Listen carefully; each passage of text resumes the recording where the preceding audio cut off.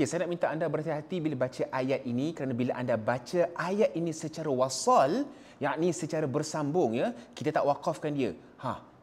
Takut salah baca. Baik, boleh buka muka surat 156 surah Al-A'raf ayat 49. Okey, saya nak minta anda tengok elok-elok ya.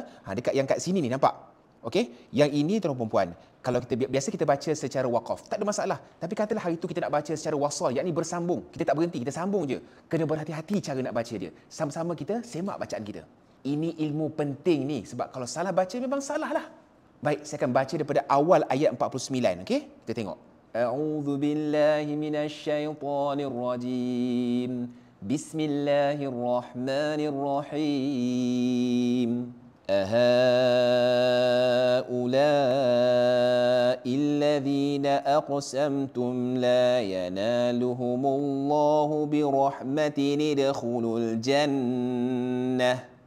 Nampak tak bila saya baca secara bersambung? Birahmati nidkhulul jannah. Bukannya birahmati dkhulul jannah. Jangan salah kat situ ya. Ingat, bukan birahmati dkhulul jannah, tetapi kena baca birahmati nidkhulul jannah. Tanwin bertemu hamzah wasal. Kena ubah sikit cara bacaan dia. Ini hukum tajwid. Anda tahu itu hukum apa? Cuba tulis di ruang komen. Anda belajar sesuatu hari ini, kalau ya komen Allahu Akbar dan follow saya.